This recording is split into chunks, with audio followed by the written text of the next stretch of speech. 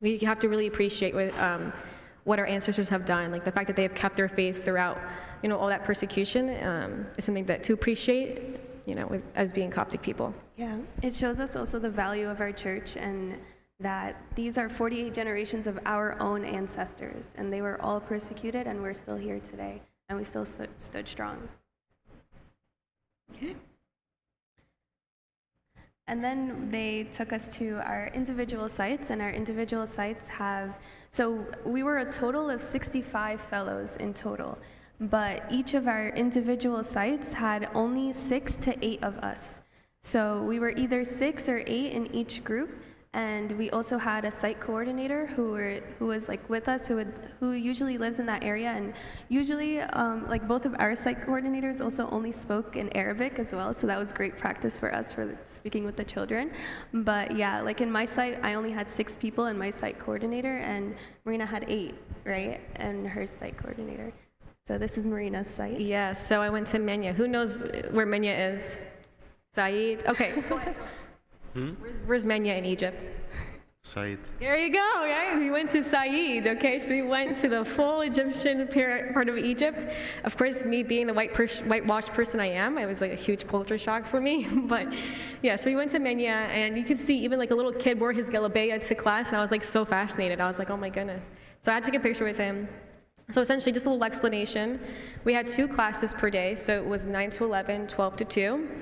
And as Vera mentioned, we all had our little, little group. So I had 8 people, and we were all split into 2 partners. So as I mentioned before, my Arabic is really bad. So my partner, she was advanced in Arabic, and she was able to really carry the class. Of course, we were collaborating and everything. And before we even went there, we had to do lesson plans on themes that we did. So my theme was about kindness. And so through the theme of kindness, we taught them English. So there was like a series of vocabulary words that we were kind of reviewing with them, giving lessons in English, translated in Arabic. We also taught them Our Father in English. So, it was more of like an English teaching class, but with a twist of kindness and, of course, biblical teaching as well. And yeah. What else can I say? I mean, also, outside of the site, everybody went into different places. So I went to Menya, and I was at a church retreat house, but I know some people who went to a monastery. So it really varies on where you're staying. And again, like my host, it was kind of like a host family experience. So my site coordinator was a dad, and his wife was there cooking for us every single day, and he had 4 daughters, and we really became family throughout the entire trip. So not just you're interacting with the kids, but you also are interacting with the host, and you're getting that full experience. And I will say the kids they are tough, they are strong, right? You know how kids sometimes, if you push them or touch them, they cry? In Egypt, let me tell you, it's really, really different. You can see like someone punching someone, and they like laugh it off. So it was a good experience to kind of know, like, wow, like Egyptians are strong. Even the kids are strong as well.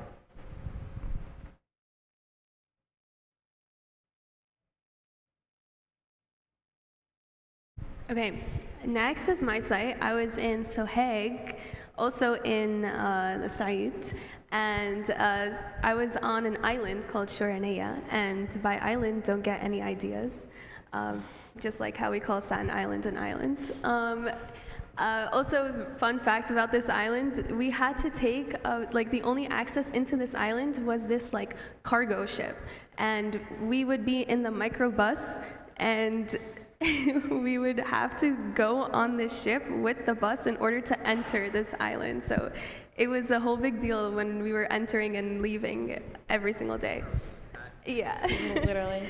But yeah, so my site, same exact schedule as Marina's site. 9 to 11 a.m. was the first class, and then 12 to 2 p.m. was the second class.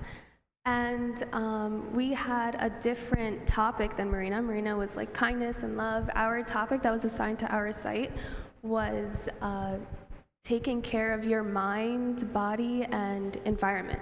So what we would do is we would have lesson plans that we planned beforehand, like Marina said, and we would start the class with prayer.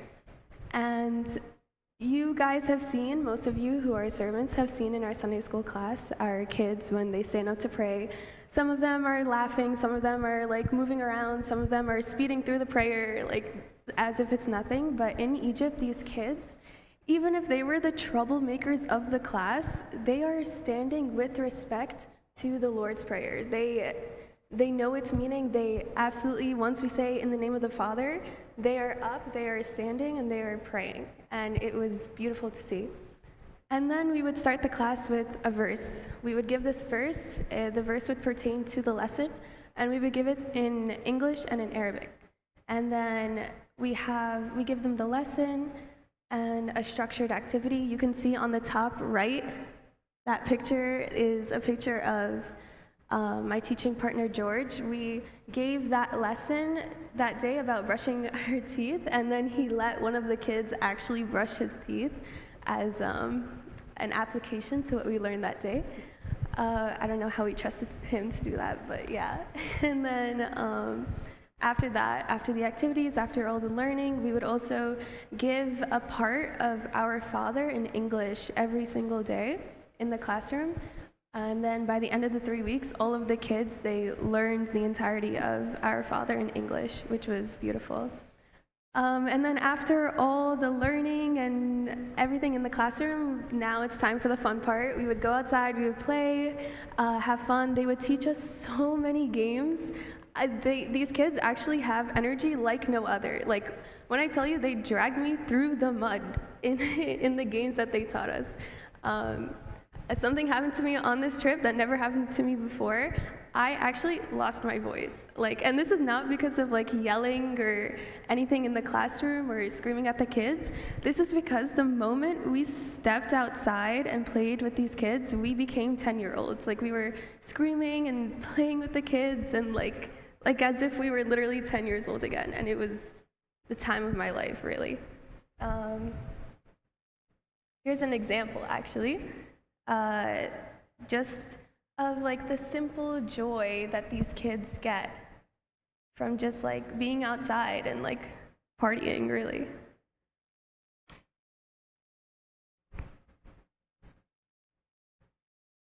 Never mind.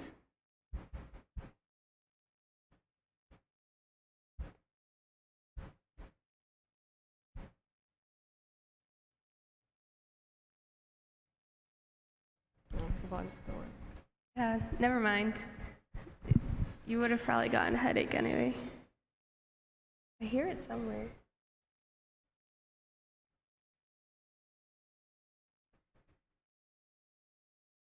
Anyways, I also,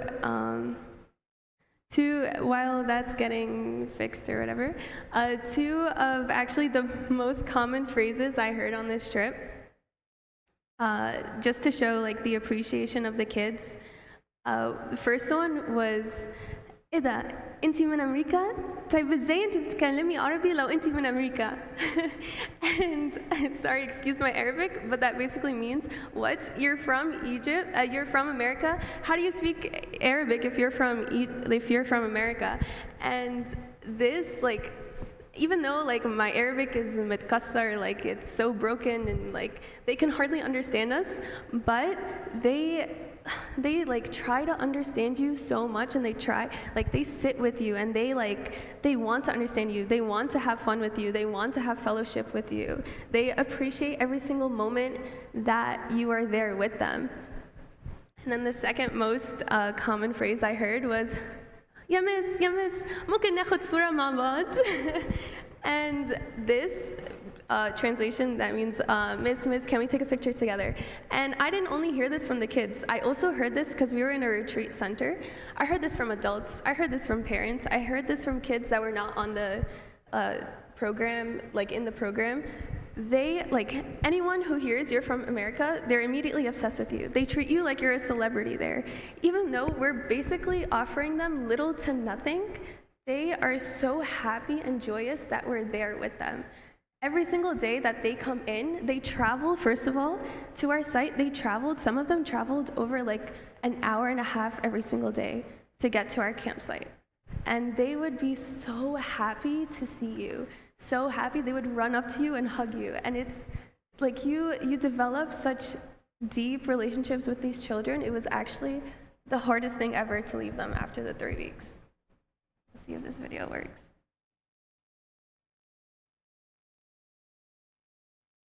Okay, it's okay. If you want to see the videos, come to me after. And I will say, okay, just to add on, since you guys know my Arabic is really, really bad, so I was like really scared to say anything in Arabic because I thought I was gonna get made fun of. I'm just used to that in America, so I thought it was gonna be the same thing in Egypt. But they were actually so willing to like understand what I was saying. Like, oh, can you, like, do you mean this? Do you mean that word? Do you mean that word? I'm like, yes, I do. Like, they were just like really helping me with my Arabic, even though I was like speaking in gibberish to them, basically. And I will say, so with the kids, they were both local kids and orphans at the same time. Like they were kind of mixed together.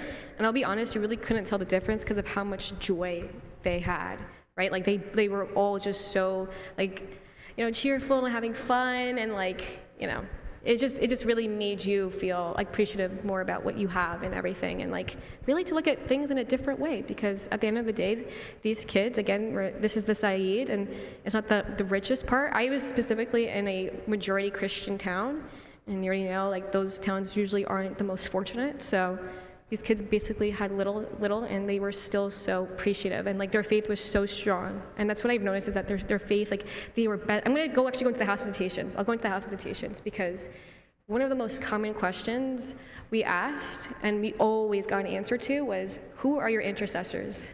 And let me tell you something. Intercession, like I knew that, like maybe in middle school. I had no idea what intercession meant until middle school, but that was my personal experience.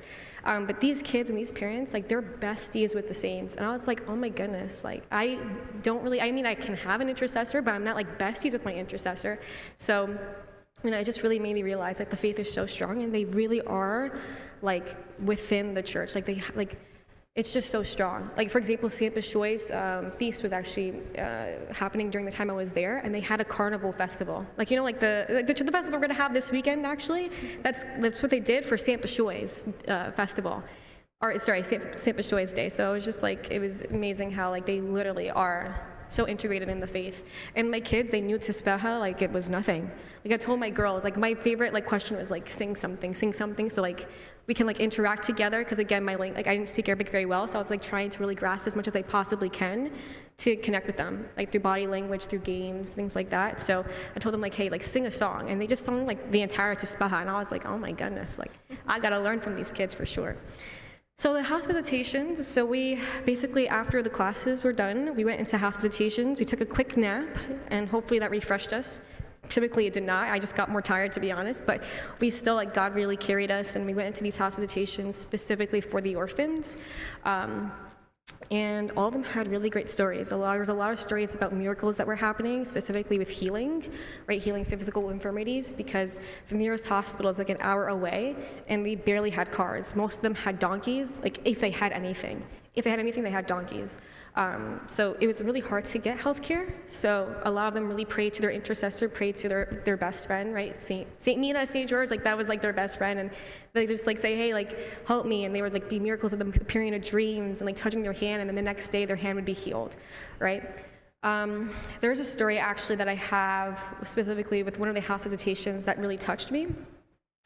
So like back in the site, back when we were like teaching them, there was this girl that she was the one that made fun of my Arabic actually, and I was like, okay, this girl's like having a blast. She's like making fun of me. You know, I'm happy that she's happy, whatever it is. And so I was like, okay, she can't be an orphan. I didn't even think in my head that she would be an orphan because of how like full of life she is. Like she was just laughing, smiling like all the time, right? And she was just like the leader of the group, like just making sure everybody was happy. So I thought like she had it good. And so when I realized that she was an orphan, I was like really, really shocked. And it wasn't even that. Her mom also had a stroke, right? So her dad passed and her mom had a stroke. And as I mentioned before, the hospital's like an hour out, right? And they don't have anything, no means of like transportation other than walking. So, home was a bit rough, right? So her mom was sick. When we went into the house, there was just 2 beds, and then they used buckets to sit down. Like that would be their furniture, right? So they really didn't have much, but their spirit was so, so pure and so bright. And I was mesmerized by it. And I guess that day I didn't really feel well or something. Like my face was just a shot, I guess. Like I was just looking really tired.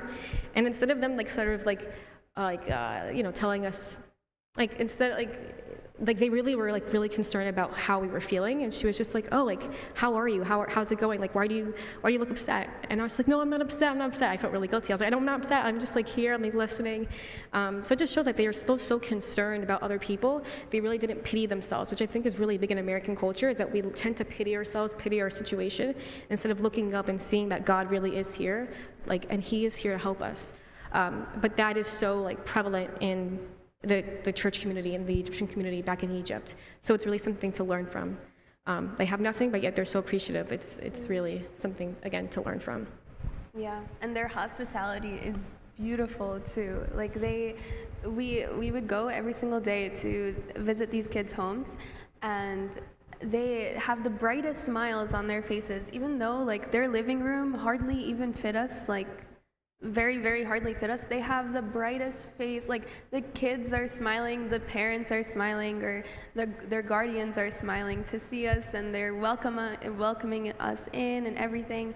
And every single house you go into, you are coming out with a can of Pepsi. Like, it's guaranteed. Like, even if you tell them no, they are shoving it down your throat. Like, I did not drink soda before Egypt, and I think I now have Pepsi running through my veins. Like, it's so bad, but it's also so beautiful, right? Like, it's amazing how much they want to please you. Even though we're supposed to be serving you. Like, what are you doing? But no, they were constantly serving us. We were the ones, this entire trip, we were the ones being served. It was not the other way around.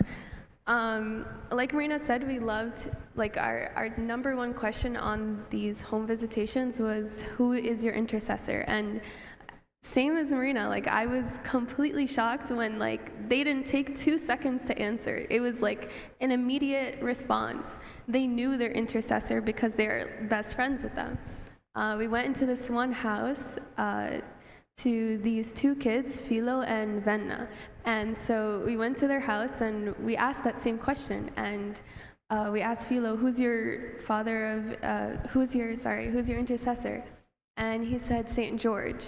And we were like, okay. And we asked the mom, who's your intercessor? She said St. George. The whole family said St. George. And we were like, okay, this whole home is also covered in icons of St. George.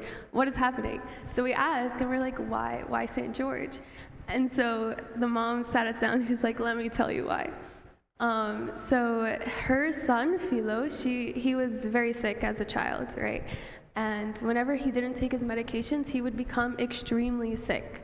So there was one time where the mom and Philo traveled to a monastery, and she actually forgot his medications. And she was terrified. She was so worried. She was going out of her mind. Like, she was so upset that she forgot the medications because her son, Philo, gets so sick without these medications. So she was praying in the monastery, praying and pleading to God, please be with my son. Please don't let him get sick. And then the monastery was doing Temgid, venerations for St. George as well. So she prayed to St. George, prayed for his intercession. Please, like, be with my child, be with Philo, like, he's gonna get really sick. The entire trip of the monastery went by and he was completely fine. He did not get sick, he was totally okay. Then they go home and the mom takes Philo to the doctor, and the doctor checks on him and she sees that Philo is completely healed. He has no sickness, he has nothing. He is completely healed of what he had before.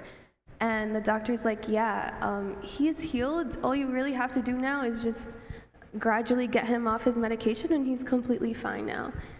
And yeah, so she told us, like, St. George, like, he gave me more than what I asked for. Like, I asked for us to get through the monastery trip, like, safely, and for Philo to come out okay, and he gave me more than what I asked for. He completely healed him. And so, yeah, that was beautiful. And then in the same visitation, they also had a donkey and a cow, and I got to ride a donkey and feed a cow, which was terrifying but fun.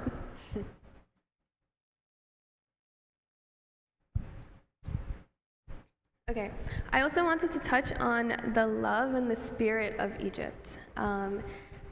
It is so different and so touching to see the hand of God over there. We had these optional liturgies that we got to go to throughout the week, and these liturgies would start at like 6 a.m. So I wake up, I get ready, and I'm walking into the church at 6:05, and I'm like, yeah, like I'm early, thank God. And then I walk in, every single pew full. Everyone is in the church 6:05. Probably, I don't know what happened before, but they were definitely here before then. They're here before liturgy starts. They're there before Abuna. They're waiting for Abuna. Have such a great yearning to meet Christ in liturgy. They have such a great yearning to come to the church, to come to liturgy, right? And that's just beautiful. Like we come here and we come to liturgy, and there's like one deacon and one Abuna at the right time, and that's it. And then we all walk in like after the gospel. So it was amazing to see, and this is every single liturgy it was like this. And the kids too, they have such also a yearning for Christ as well. Like church was not a part of their lives. Church was their life, right? Like we would go to the home visitations and they would say like, oh yeah, after we came to class, we went to Coptic class, and then we went to Quran class, and then we went to Bible study, and then we met at the retreat center so that we can sing Teranim together. What? Like, church is their life. Faith is their life. They're completely surrounded by Christ. We would literally just be walking with the kids, and they would stop and run to like a tree to pick fruit for us. Or every single day they would go home, and then they would work on like making bracelets for us, which we have today. And they're amazing. Like they want to love you so much. They have this natural like way of loving. They show you Christ's love, really. Alrighty, then we have the last day party. It was a very bittersweet moment. That was the day we basically had to say goodbye to some of the kids. Not some of the kids, all of the kids. Tears were shed, laughs were shared, smiles were shared, but ultimately it was a great event. I want to make sure that we are on time. I know it's like almost 9, so I'll just speed up. But like, we got sprayed with water, like bubble spray, whatever we could find. We just like put it on each other, and it was a good day. We gave them like awards, gifts. By the way, you are responsible for getting the gifts and preparing the classrooms. Like this applies for the classrooms. You and your team, your team are responsible for that. So like we just brought our gifts and we just handed them out. We bought them from America. And yeah, we just had a great time overall. All right, so then outside of the classroom, so we didn't just hang out with the kids, that's it. We had activities on the weekends and even after, like the house visitations and the classes. So I personally went to, me and Vera were in different sites. Like she was 8 hours away from me, so we both did different things. I went to an engagement, I went to a wedding. That was fun, got to see like the true authentic experience of Egypt. We also went to like an ancient Egyptian temple. We went to monasteries. And actually in my site specifically, that was where Christ appeared to Saint Bishoy. So we went up the monastery that the monks went to back then, essentially. And then we also had a Gilibeya party, so I don't know if you could see it, but yeah, that's me and my Gilibeya. So it was good. We had like a mango party, like anything that we could do to sort of enhance like our Egyptian experience, we did. And so those are just like little pictures. And then I also have a donkey picture somewhere. It's not me. I have a donkey picture over there on the right-hand corner. Yeah, outside of the classrooms and outside of the home visitations, we basically had the time of our lives. If we weren't visiting like so many churches, we were either on like a party boat or like a trampoline park for some reason. And I even got to try asap from a seer asap from a bag. That's like real Saeed, you know? And then we visited so many churches. We went to the church for Amba Yessa and Embafem, and we even like prayed tazbaha over Embafem's body, and we took like sand from Amba Yessa. Like we went to so many churches, and it was such a great blessing. Oh, okay. So quickly, I'm sorry, this is taking a while. We also went to 2 monasteries that are very, very significant to our faith. We went to Dronka, which was a cave on a mountain in Egypt, and this is a place where Saint Mary, Saint Joseph, and Jesus, they actually slept there when they were told to like flee because of like the period of King Herod. They actually slept in this cave, and the 2 areas where Saint Mary and Jesus slept and Saint Joseph slept are like closed off in this monastery. I actually have a video here. You don't need sound for it. This is one of the areas where they slept, and you can see it's closed off, and they have icons, and this is a very like precious area for you to just stand in front of and pray and really take in the fact that you're not just in a monastery, you are basking in his living presence. You are walking on the grounds that Christ and his family walked on. And like I can't tell you the amount of joy and overwhelming peace that you get just entering this place. Moving on to the El Maharat monastery. This monastery, also similar story, when the angel told Joseph to leave, anywhere that a lot of places that Christ would walk, like icons would fall, and people would reject him, and they would reject their family, and they would like only take them in for, some places only took them in for like 1 to 2 weeks and then like made them leave, or some people only took them in for a night and made them leave, and then they went to El Maharat. There was like a small home in El Maharat, and they stayed there for 1 night, and they made them leave as well, but then they found like a well where they stayed there, and they stayed there for 6 months and 5 days until the angel appeared to them there and told Joseph it's safe to go back to Jerusalem. This is significant because this is actually the longest time so El Maharat is the longest place they stayed in the Holy Family. The Holy Family stayed the most time in El Maharat during this flee while it was unsafe with King Herod. So Jesus stayed there for 6 months and 5 days, and also Isaiah prophesied that there will be an altar built in the middle of Egypt, which is this altar. And actually in the 4th century, the Pope wanted to make this altar, he wanted to change this church and to make it a huge cathedral.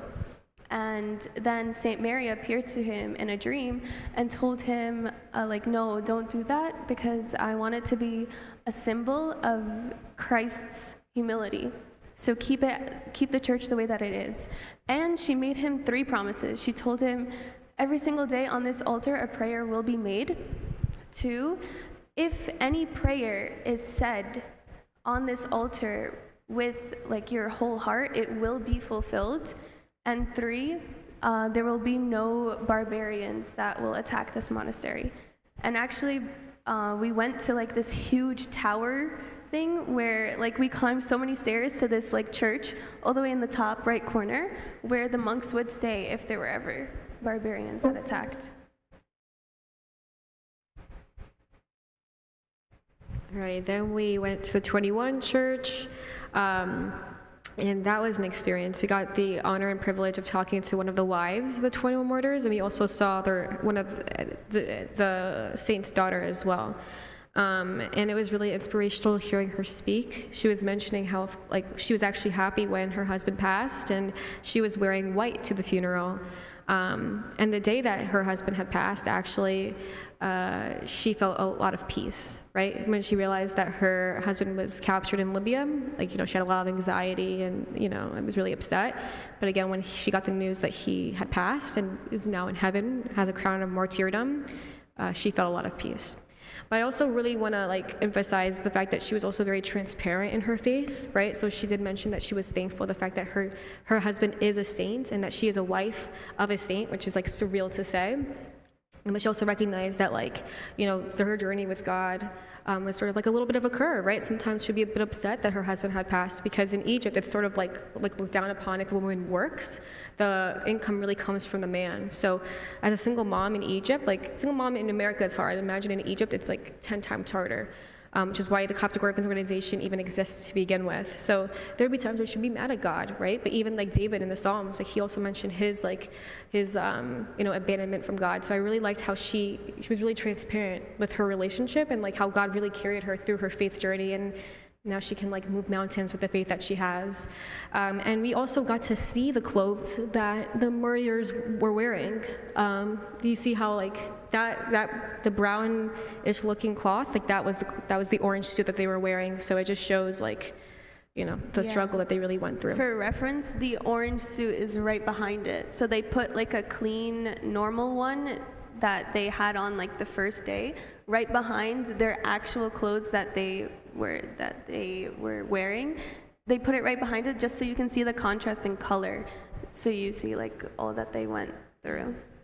And she also explained a miracle that happened, but I can just explain that to you downstairs for those who want to hear it, because I feel like, again, time is of the essence right now.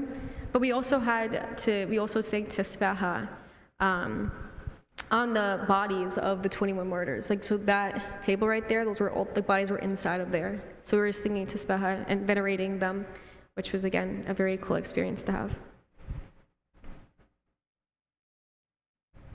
Yeah, and finally, like we said, in each of our sites, we either had like 6 to 8 people, and you are spending 3.5 weeks with these people. So you are creating not just lifelong friends, but you are creating families. Like, these people are gonna be the closest people to you. You spend almost every single day with them, and you cry with them, you prepare lessons with them, you laugh with them, you prank each other. Like, it's insane. Like, for instance, today I just decided to get, I was on my way home from work and I wanted to get Starbucks. And so I stopped at a random Starbucks in Jersey, and I found one of my group mates literally just sitting there studying. And I can't tell you, like, me at the door, jaw dropped to the floor, her sitting, jaw dropped to the floor, us frozen, and like the entire Starbucks like flipped over because of our screaming and hugging. So like, we really we become so close to each other, and it's amazing. Yeah, you become siblings with these people. Like, we also had like reunions happening throughout our time. Like, even after Egypt, we saw each other multiple times, like in Abuja Dawoods and like graduation parties. So yeah, you become family with these people for sure. Yeah, so if you are interested, there is a trip coming up in January. That's the application on the QR code on the left. That application will close February 15th, and this trip will be, wait, that doesn't make sense. The application opens September 1st, sorry, yeah. and the deadline is October 1st. Yeah, okay. It closes October 1st, which is coming up, so that's the first application for the trip in January. However, there are 2 trips. Those are the trips we went on. We went on the July one. Those are 2 trips in the summer, and those applications will open January 15th. And on the right is the Coptic Orphans website, if you want to like keep track of that and get the application when it opens. There is an application that you submit, and you do need your father of confession to write a recommendation letter. And the trip, like, you pay $75, but then the entire trip is free. So it's a really great experience, and it's so worth it. Yeah, that's it. Thank you.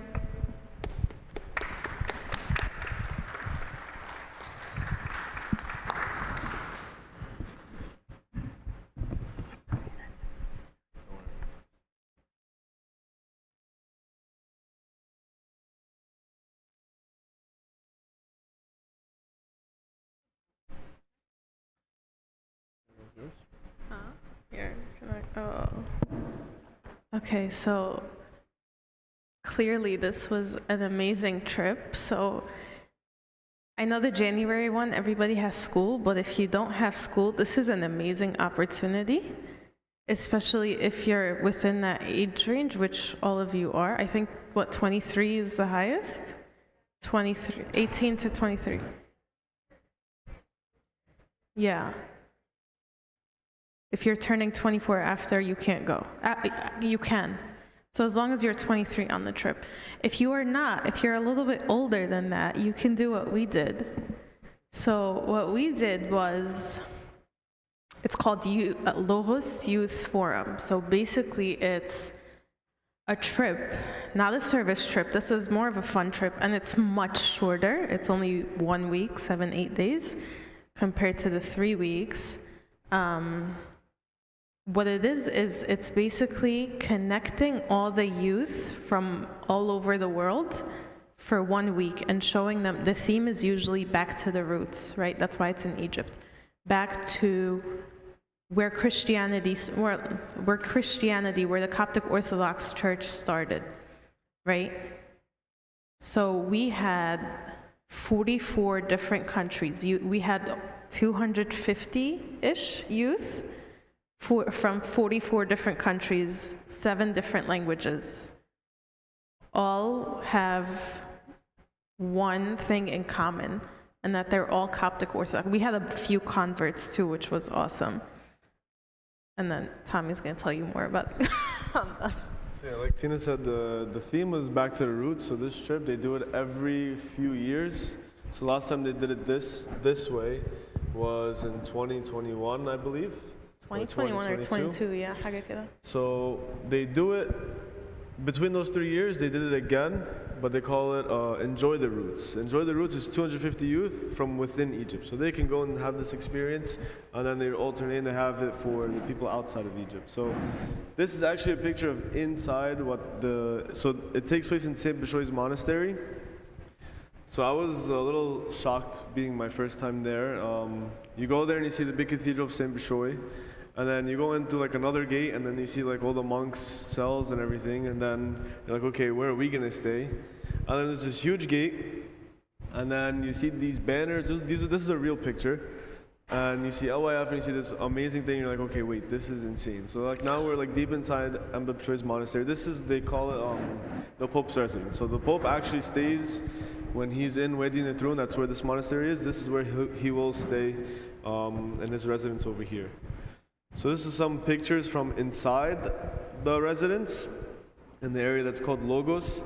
A few things here was that first picture on the top left with that massive screen. I just thought that was insane. That I've never seen anything like that in America, and I went and I saw it in Egypt. Like that screen is probably from that wall to like here. It was insane. I couldn't believe it.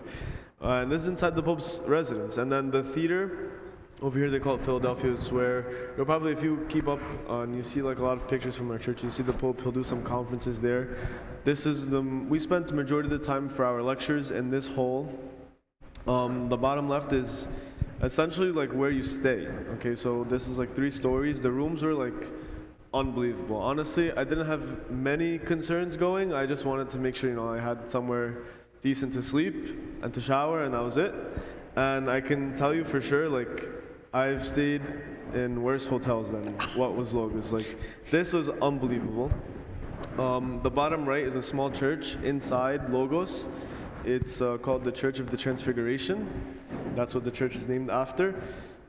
If you actually watched and you saw liturgies and where the Pope used to pray during COVID, it used to be in this church. So the Pope spent lots of time in here. And the picture in the middle is actually the Holy Synod room. So when the Holy Synod, they get together and they have their meetings, this is where they all get together and discuss whatever things. They get together twice a year to discuss topics about the church. And this room was like so organized, everything was so neat, to the point where each bishop knows where they sit. So they rank it from the Pope, he'll sit like up top in the middle, and then his secretary, and if a bishop is giving a sermon or a lecture about a certain topic, he'll sit to the other side of the Pope. And then the room goes in like a big circle like this, first starting, the first seat is dedicated to the Metropolitan of Jerusalem.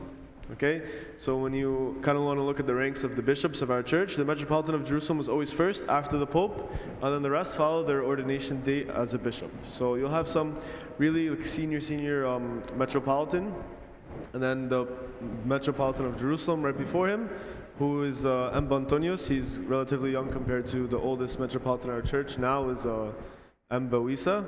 It used to be Emba Bochomius, but he passed away recently. But it was very cool. Every chair and desk is labeled that bishop where he's from, and you get to see it go all around. And then within the middle of that, there's 12 different committees within the Holy Synod.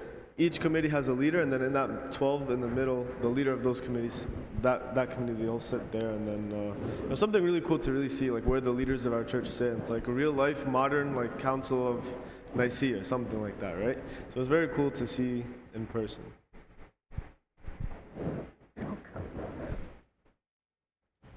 Okay, so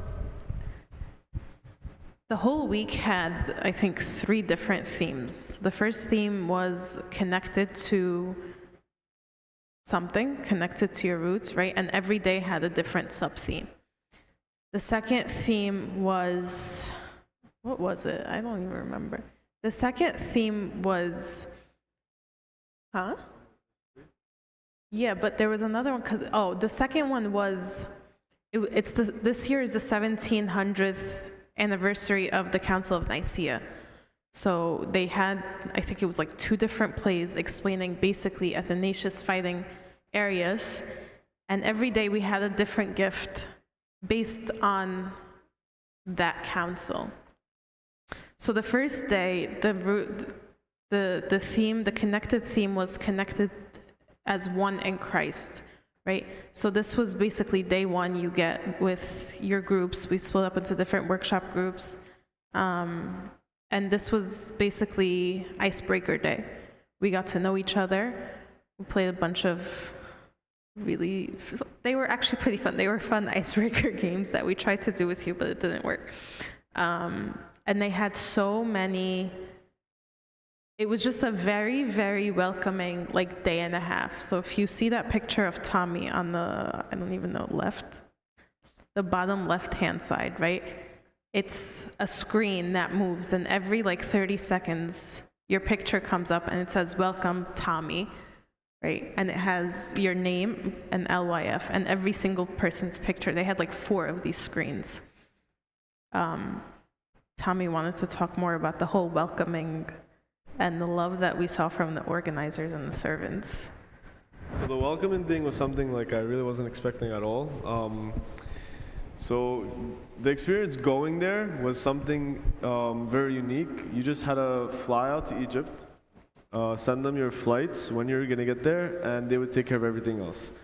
So I get to Egypt, I get off the plane, and there's a guy with the sign saying "Back to the Roots." I'm like, all right, I'm sure I gotta go see this guy. I go to him. Actually, I was on the same flight as Gabby Awad. She's from our diocese, so she was one of the few that got picked from the diocese to go. So we go down, we see this guy, we're like, okay, let's figure out where we gotta go. It took us about 6 to 7 hours to get from the airport to the monastery after a day and a half of traveling. So I was beyond exhausted. I couldn't keep my eyes open. I slept pretty much the entire bus ride from the airport to the monastery. And then we get to the monastery and we go through all these gates, and I'm like, one gate opens and I wake up, I'm like, okay, they're just tricking me, we're not there yet. And I go back to sleep. And then we finally get there and the van door slams open.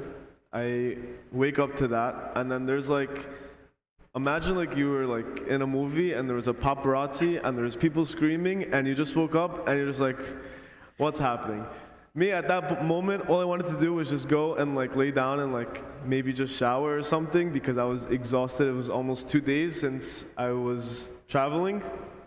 And then I get out the bus and all these people clapping, singing, dancing, and I'm like, where are where's my room? And my group leader actually came to me. She's like, were you okay? Were you not feeling good? I was like, yeah, I was just really tired. It was 2 long days of traveling, but you were welcomed there as if you knew these people for maybe like 5 years. Like they were coming, hugging you. Everyone's like asking what your name is. You get your name tag right away. They're looking, oh, you're from New York, and it was like you knew these people.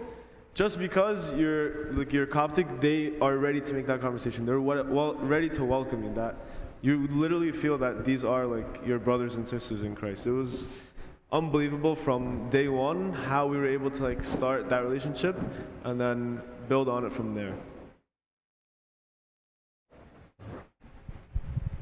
Day 2 was Sunday. Now, mind you, by the time we went to sleep, right, it was, I want to say, like 10 p.m., maybe a little bit after. This is Saturday night, right? The first day is Saturday night. Me and Tommy got there Friday night. So by the time we slept, we didn't sleep that first night. The second night, Saturday, right? We went to sleep. We slept at we slept at like close to 1. Liturgy with the Pope, this was the only mandatory liturgy with the Pope, started at 4 a.m. and it was outdoor. And there's a bunch of controversy around that, but we won't get it. Yeah, I'll tell you, yeah. But this started at 4 a.m. to like 6. Sayyidina, with all of his humility and love, and even with his diseases and injuries and his back problems, he stood there and gave the body to over 300 people. And that's that picture of me in my hijab, basically. This is Sayyidina's project. This whole thing is his baby, basically. And the point is to bring us all home, back to Egypt, and him being a father figure, right, is just the most humble, loving, funny, like every positive word that you can think of. It's basically this guy, right? So it took, like 45 minutes to give communion to everybody, give or take. And then we did a tour of Logos, of the area where we were staying at. That was day 2. Yeah, so this is pictures from the liturgy. It was a surreal experience, honestly. You're outdoors in the monastery, and like you see the top left picture, how dark it is. This is probably like 20, 30 minutes into liturgy. And then towards the end, like giving communion where the sun is up, and then this picture right after, we took right after liturgy, and like one picture I really love is like the picture of the Pope laughing, just talking to us, joking around with us. It just shows like he really cares. He wants to get to know everyone. And this was the first day. So this moment was like, okay, this is going to be an amazing experience. The Pope is literally here talking to us. We just had the liturgy together from 4 to 6 a.m. Like, I'm thinking he wants to go sleep. He has a million other things to do. He's leaving us, but he stays with us. He's like, okay, let's take a picture. And then from this moment on, we just knew this was going to be a special week. And then the next day, we went to the cathedral in Cairo, and we got to see a lot of things this day. It was a very eventful day. Every day at Logos is 20 hours long. Like, no joke, every day is 20 hours long. We're waking up at 5 a.m. and sleeping at 2 a.m. And then I had an all-nighter. One night I couldn't sleep. We had another night with 1 or 2 hours of sleep. But just everyone's energy, everyone excited to be there. Everyone of the servants there's 50 servants, and every one of them, their energy is like so high. They're making sure that even if they're tired, you don't feel that from them, because that energy will affect us. Sometimes we look at that in our service, which there's honestly a lesson I took from this day. This trip was that the energy you give to your service, like the love and the way the way they treated us and they spoke to us, always made sure we were okay, fed, whether we were thirsty or not. They really cared. And you're like, I never knew you, but I feel like I knew you forever. Like, it was an unbelievable experience. You go through this. So because our theme is richness of the churches, right? Of the church, I guess. Our experience, and Vera and Marina's experience, really shows you how active our church is, right? and how much they want us as youth to be active. Something else that blew my mind is this little picture on the left-hand corner. It looks like a hall, but it's with a bunch of banners. What this was is, I want to say like 30, maybe more, nonprofit organizations, different services that started in Egypt. Coptic Orphans was there, and what's her name? Rania Manel, I don't even. Nermeen was there, and a bunch of servants. The amount of stuff that these people do, and the different services, like there was one service where they tried to get the government involved in the church. And if you know Egypt, you know that's basically impossible. So fun fact, in the soccer teams in Egypt, you have to be Muslim, right? You cannot be Christian and play. What they started doing, one of these services, what they started doing is starting basically a little league for Christian boys, right, with the government's permission so that they would grow and then eventually be on the team, right? And just like small services like that, but they make a huge impact. To me, it was like, all right, what are we bringing back? Like that was one question I asked Tommy every day. What are we bringing back? And from this day, or from this fair, I wanted to bring every single service back home because it was just so amazing, and it shows how, not that we suck, but how lazy we are, really, right? Like, yeah, we serve here, we do Sunday school, we do the meetings, but like the evangelism stuff that Abuna Timothy started, join that. Like, this is how we start to become a very active church, right? The midnight runs, all these other stuff outside of church. Get involved, because that's how the church grows. That's how the church becomes how rich it is now, right? Without people that started mini services like these 2 services, right? And all of these 30 other things at the fair, we would not be here today, right? This church would not be as rich as it is. So get involved is all I have to say.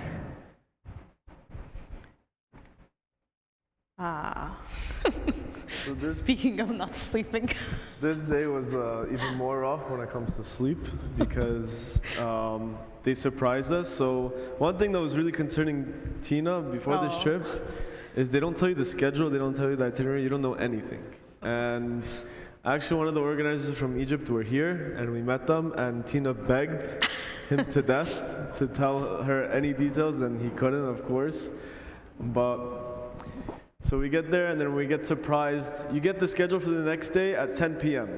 So then they tell us that we're not sleeping in Logos that night. We're going to Cairo. So after we went to Cairo to the cathedral, we stayed in a hotel in Cairo.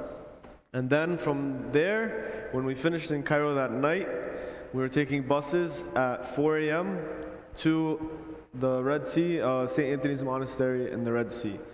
So we get on the buses, we're all tired again, and it's another 2-hour drive. And we get there, and this beautiful cave, we go in St. Anthony's Monastery. If you've been there, you've probably seen it, where all these icons are carved into the rocks. You see the cross on the ceiling. It was unbelievable.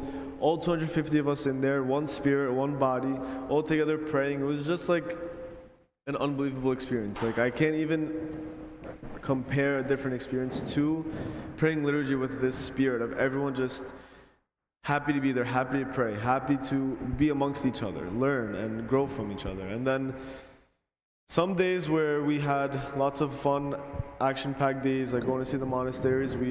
This was one of the days we were able to enjoy and relax. They took us on these boat rides in the Red Sea. And it was just like a nice, relaxing day. And then once you think, this was the one day we were supposed to sleep. And of course, the only mishap that happened on the retreat was that there was some miscommunication with the buses, and instead of getting back to Logos at, I think it was supposed to be 10 p.m. to sleep to 6 a.m., we got back at 3 a.m. and had to wake up at 6 a.m. So there was really, I'm not kidding, there was really no sleep on this trip. But I wouldn't take back a minute of it for another minute of sleep. I absolutely wouldn't trade it at all, because every moment you had, like, even being on the bus together with your team, learning about them, learning about their experience. I learned about so many other people, about the Coptic Church in many countries. Like one story I heard that I think about all the time. I met someone, he's from Germany.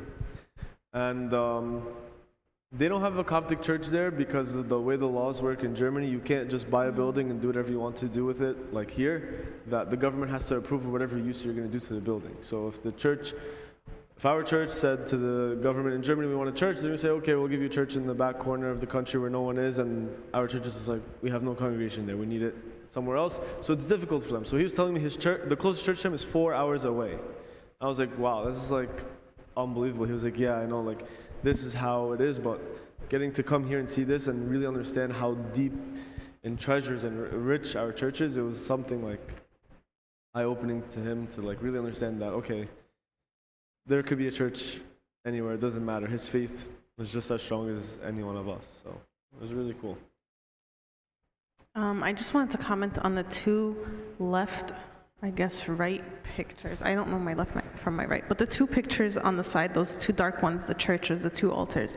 The top altar is the altar of St. Anthony. Under the altar, nobody knows where, because that was a promise from God, but his body is down there somewhere. And that is Abuna Dani praying for all of you. The bottom altar is the first altar in the monastery. It's been there since St. Anthony, so the 1st century. I think they pray in the St. Anthony one every day. This one, not every day, but it's the altar of the 4 incorporeal creatures, and it's basically, I want to say, like this big. You can only fit like a priest and a deacon in there. So that was really cool to see an altar from the days of St. Anthony. I think we need to go a little bit quicker. No explanation needed for this day, Tawan. No, go. You saw that on Facebook, yes. Yeah.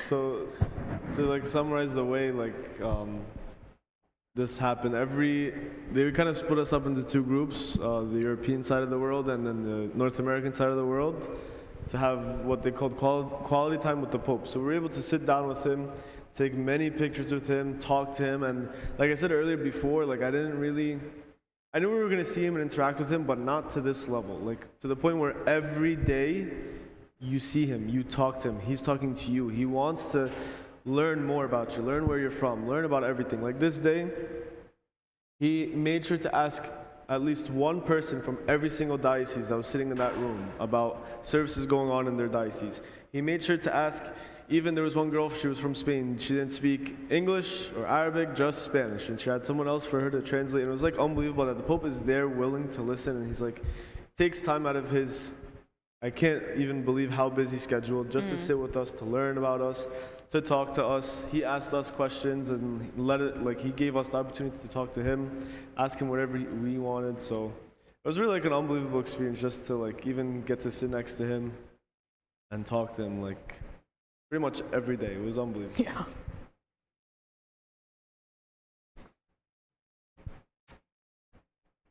This was an interesting day. So if you know me, you know I love Egypt, and all these slides, all these places that in the previous slides, I've been to all these places. So to me, it was like, whatever. But this was really interesting. So this was in Alexandria. Outside, the pictures without the water, basically, the pictures inside the churches. That is the first church ever in Egypt.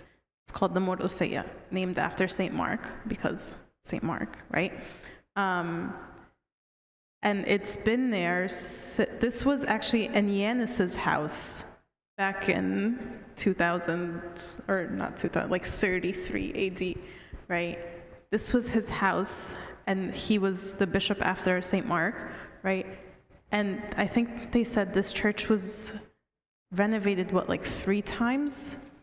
And the most recent one was during Pope Shenouda's, I think in like 2000, I don't remember, but recently, because it just keeps growing and growing and growing. Under is, so we have the body of St. Mark in the cathedral, right, in Abbasiyah in Egypt, in Cairo. That body was stolen years and years ago and it was in the Vatican. It was in Italy. It was stolen from this church, or around this church somewhere, right? This little hole, right, where you can't really see it, but it's that middle bottom picture. His head is in there somewhere. They don't know where it is, but that was the only thing that was not stolen at that time. There's a bunch of miracles. Fun fact, I think it was before Pope Kyrillos. All the popes, once they get ordained as pope, they would have to spend the night in that. It's basically their basement, the church basement, but not really. It's a little bit cleaner and more holy than the church basement. But it's this little corner under the church where all the patriarchs are buried. The previous patriarchs are buried. Most of them are there. And the head of St. Mark is there. So once the Pope is ordained, the first night he would spend down there. And if you're in the Scouts, this is what they're trying to make you look like. They are insane with the organization and the music and all the other stuff they did. Yeah, everything was super organized. Like, even during liturgy, when we had liturgy with the Pope,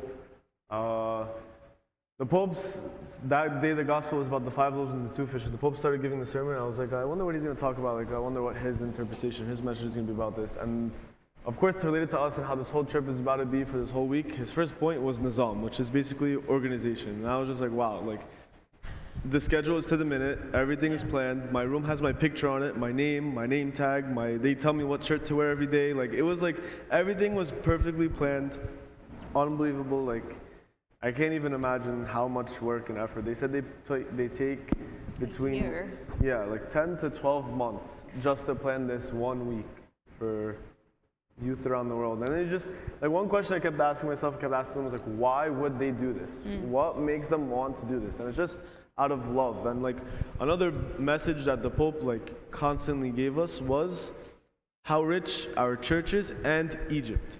The Pope, every time he spoke, pretty much said that you have to come to Egypt. You have to come tell everyone about Egypt. He basically told us we have to come do this and show people. He said, go back and tell everyone. Go and tell people how Egypt is not what they see on TVs. Go tell people what rich history is in Egypt. Like when we had our quality time with us, his opening message to us was like, okay, there's people from the US, Canada, and South America here. How many times are in those 3 countries mentioned in the Bible? Of course, 0. And then he goes, who knows how many times Egypt is mentioned in the Bible? And we're like, well, I don't know. I'm like, I know I've heard it a couple times. I don't know. He's like 700 times. So like Egypt has a special place in Christ's heart. And that's his message toward us that Egypt is a very special land. Yeah. And then Friday, we're almost done, I promise. Friday was a little taste of what you guys did. It was service day, and it's a little preview of what next year's week is going to look like. This was insane. I think there's like 7,000 little kids in there. No, I'm kidding. I want to say it was like 500, give or take. Boys and girls between like the ages of 9 to 12 or whatever. And each one of us was assigned 1 or 2 kids. And when I tell you, this was probably my favorite day. If you know me, you know, like, I get a little quiet, not with you, but I do get quiet and shy. When I tell you, my team leads were like, I have never seen you this happy. Michael was like, until 18 نفسك. And it's true, like the amount of fun and joy that we got from this day, really, honestly, undescribable. And it was just like, we just had fun, you know, like there was one 20-minute lecture, if even. And the rest of the day was just fun. And I haven't played with kids in so long that this was like, and I grew up a little bit in Egypt, right? Like I was around 8 when I moved here, right? So I remembered my servants and how much fun we used to have. And the same thing, it was like, Miss. I was like, I haven't been called Miss, probably ever. But it was like تعالي اقعدي جنبينا, come sit next to me, come let's take a picture, let's do مش عارفة ايه, come jump with us, let's go in the trampoline park, go in the مش عارفة. I was like, guys, I'm really old for this, but I really want to do this. And we just had so much fun. Like, Tommy probably hasn't slept in 36 hours in that picture, but look at the smile on his face, right? And this is to lead into one of the announcements. If you did not sign up for the Egypt trip in December, you're missing out, honestly. Like with the stuff that we're talking about, the stuff Marina and Vera talked about, you're really, really missing out on an amazing experience. I don't care if you hate Egypt, right? Or you never want to go back there, or it's disgusting, or whatever. It's not. It's Dunya, right? It's the best place on earth. And I highly, highly, highly recommend and encourage you to come. Do you have? Yeah, this day was unbelievable. They basically gave us this day because any of the participants from the Back to the Roots, in the last 3 times they've done it, get to go back next year for a week of service. So they said this is a glimpse of what you'll do for a whole week next year. Basically telling us, like, this is your time to understand Egypt, have fun, enjoy, get to know the history and the richness of the church. Next year, come and give it back. Come do service. Come give back to these kids. And I think they have this whole, it's a church, but it's dedicated to all these kids from different areas to come and spend the whole day in this area. It's called Ard al-Farah, Yeah. the Joy Land, Land of Joy. And it was a huge land. They had a soccer field, basketball courts, lands for bouncy houses. They played water balloon games. They had a couple of churches they had classes that they said, like, there was a 20-minute lecture, and it was just like, and the whole thing, I remember when they introduced this day to us, they said they were going to call it Zalebia Day. And that's what we're eating, me and this kid in this picture. We're eating Zalebia. And Zalebia is just like, what is it? Fried Oreos dough. without the Oreos in it. So it's just like dough. fried dough, and I'm not the biggest fan of it, but it's okay. Like, we're just eating Zalebia, and we're just having a fun time. We're going in the bouncy houses, and then it was just an unbelievable experience to see that these kids just want to have fun, and they don't really think about anything else. They just want to know you. They want to have just that relationship with anyone, get to talk to you about anything that they're like thinking about, which was like one of the topics that they had was like when boys grow up and when girls grow up, the things that happen to them, how do they mature, things that they should know, should not know, should do, should not do. So this is a little glimpse of what we'll see next year, God willing. Go ahead. Closing day. So this was the closing ceremony. Like we had a big opening ceremony, and the closing ceremony was just as big. It was amazing. Every diocese got to go up, take their own picture with the Pope. We got like a diploma from the Pope signed by him. It Graduation says, from LIF. yeah, literally it says graduation from LYF, signed by the Pope. They gave us a gift to give back to the bishop.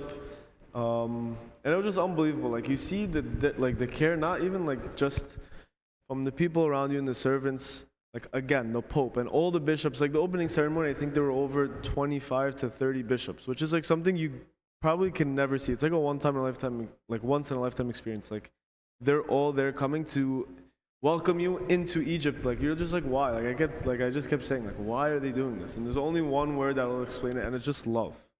That's the only way you can make sense of this. And then this was everyone from our diocese who was there, and then most of the people from the Logos trip. And this took place right where we had liturgy outdoors with the Pope that day.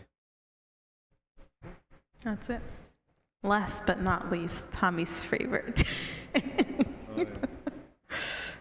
Go ahead. So Tina treated me with her family. After we left Logos, so now Logos, this was Saturday morning. Logos was done, so you had to start to pack and leave. And then there's 2 monasteries directly next to Mbeb Shoi's monastery. There's Deir Sorian and there's El Baramos. So we went to visit them.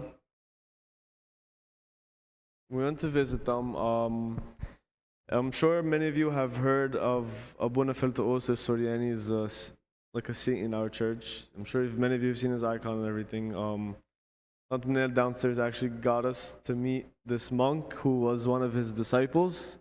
It was honestly like one of the biggest blessings to just meet him, sit with him, talk to him. He gave us gifts, and like it kind of shocked me. He handed me like a whole bag of like oils, right? And like I can feel like the big plastic bag had like oils in it. He's like, okay, I'm not gonna open it and like dig inside to see what it is. I can feel it. And then I was like, she was like, what, do you know what's inside this bag? I was like, yeah, it's like oil. She was like, let me show you. She's diving through this bag, like, what is she doing? It's just oils. And she finds a picture of Bonifatos and she turns it around. It was a piece of his galabé, and I was just like, whoa. No, I didn't know that was in there. So it was like a shock. It was a big blessing. This is me with, I think that picture's with Mbeb Shoy. I think if you ask me who my intercessor is, I would say Mbeb Shoy. So that was I was very happy to see there. If any of you know the story where Mbeb Shoy had his hand out that you can greet him, I was hoping it would be out, but it wasn't. And then the last stop we had before going to the airport was this church in Cairo. So this is probably one of my favorite places that I always wanted to go to. One of my intercessors is Pope Kyrillos. This is his windmill, basically where he used to stay, where he lived when he was a monk before he became a pope, right?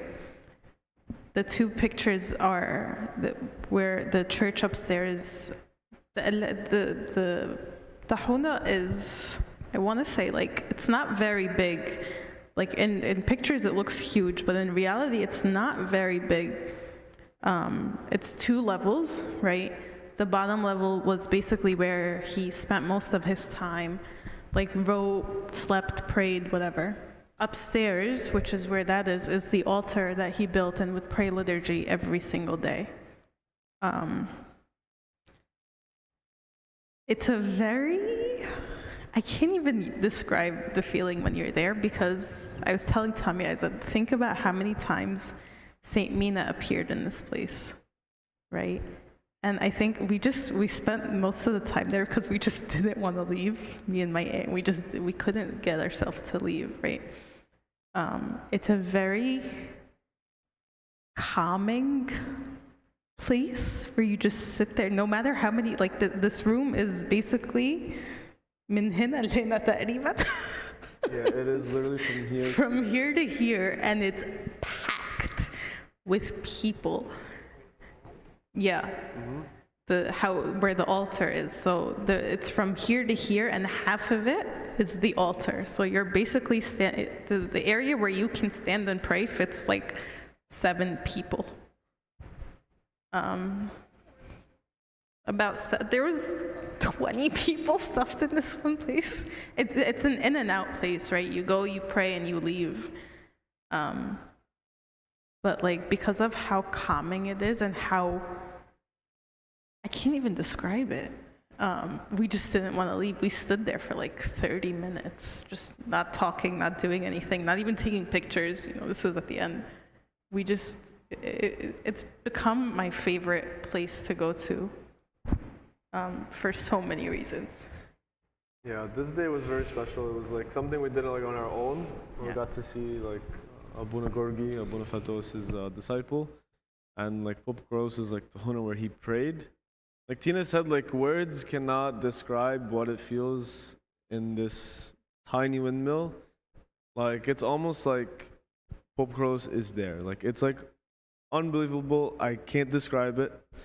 It's just like you feel like everything is frozen, everything stopped, and it's quiet. That's all you need, and like an unbelievable experience that you have to go and you have to see it and feel it to really understand what it's like. No, that was our Logos trip to Egypt. That was it. Please, please, please. I think there's like 4 or 5 spots left in December. If you have not signed up, I know it's an expensive trip, but trust me, the amount of money you're paying is not worth the experience, or is nothing compared to the experience that you will get. Please sign up, I'm begging, because Abuna loves Kenya, and If he doesn't do this again, we are missing out big time. But yeah, any other announcements? So there's Egypt, there's the soup kitchen this Saturday morning. One of the services that's new now. This Saturday, if you're interested, you can come give your name to Marina and Asif, or any of the servants will directly direct you to who you need to go to. It's part of the care ministries that Abuna Timothy has been leading. Part of that ministry is Wednesday nights, they have a homeless run. That's weekly, every Wednesday. If you're interested, let us know. Then Saturday is twice a month. The second and fourth Saturday of the month, we go to the soup kitchen. And then once a month, on the second Sunday of the month, we get to go and kind of bring church to them, is kind of what we name. And we bring church to these people in the shelter that maybe it's not so easy for them to come, or so easy for them, or welcoming, or whatever the reason is. We bring it to them to make them feel comfortable, for them to hear the word of God, right? So that's the point of these ministries. Sign up. They're all amazing services. The first one was for the month of September. It was amazing. To sum it up, what it really feels like is just like a mini Kenya. That's really all like you can say. If you've been to Kenya, it's like a mini mission trip where you're going to preach Christ to them. People are hungry, they want to be fed, and I'm not talking about hungry with the body, they're hungry in the spirit. They want to learn, they want to hear the word of Christ. And then that's just our way to them. We go to them and we explain this stuff to them. We're ready for their questions. We're ready for them to open up to us with whatever story they have, or whatever they've gone through, and whatever questions they have for us. Like last time we went, there was a couple people, they had a ton of questions for us. And it was great because you can kind of see in them that they've been holding on to this. They've been wondering and stressed and anxious for like so long. And they're like, wow, like, I wish I knew this like 5-10 years ago. Like, or this, like, now I'm going to take this for the rest of my life. Like, this was some things that, all these different services that when you see them, they help uplift you spiritually as well. Along with that service, we have Egypt, attendance, and if you're not in any of the WhatsApp chats, please let us know. The last thing, and I'll end with this, is if you're not helping in the festival, we need your help in the festival, okay? I'll put up the sign-up code right now, but if you're not signed up yet, there's a ton of stations that do need help. So if you can please sign up. I'm trying to put the barcode now.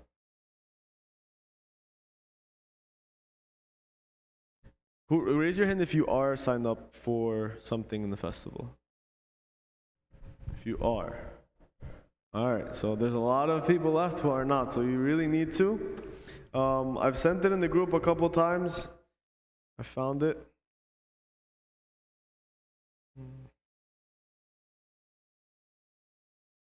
Please sign up for the festival, and like it is another service, and if you do need like community hours for whatever you need with school or work or anything, this is the way to do it. This is the barcode for the festival. There's a ton of stations. There's game stations. There's a coffee stand. There's indoor games. There's like the mini food stations outside, like cotton candy, popcorn, all these things that we do need a lot of volunteers for. We're not asking you to help all 4 days, every day, all day.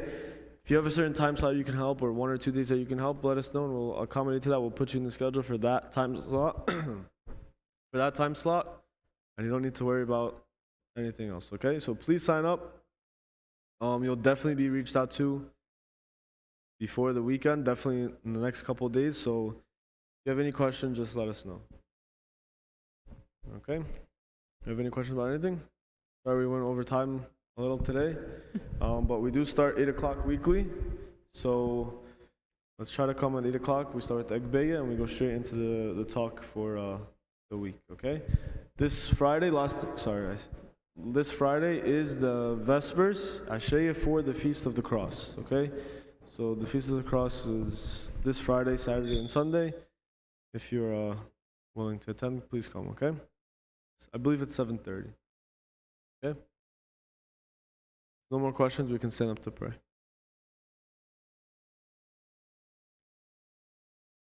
Yeah, the donation and the prayer box. The prayer box, for those who are not familiar with it, You write a prayer on it, or there's like there's post-its and pens in the box. You write your prayer on the post-it, leave it in the box. It goes to Abuna. Abuna prays it on the altar the next time he prays liturgy, okay?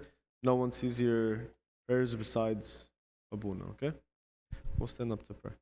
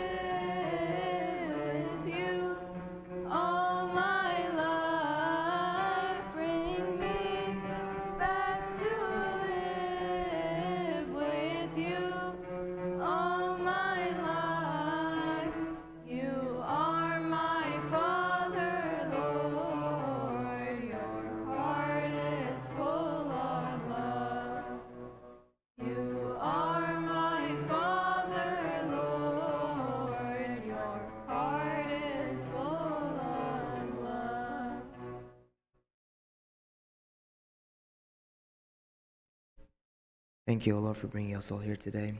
Thank you, God, for granting us this opportunity to come and gather together and be one and hear your word.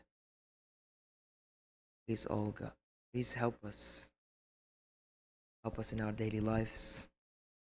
Help us be able to come to you, seek help from you, and to serve you in everything we do. Help us to be the light of the world, salt of the earth. Help us to reach many people. Help us to be able to be a virgin of you on earth.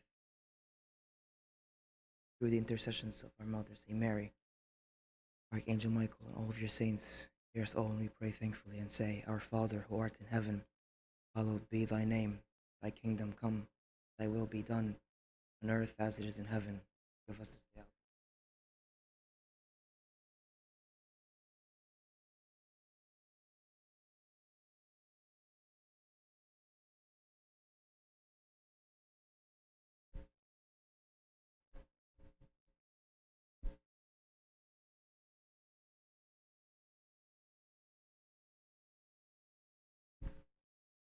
our Abuna's not here to dismiss you guys. But there's pizza and wings downstairs.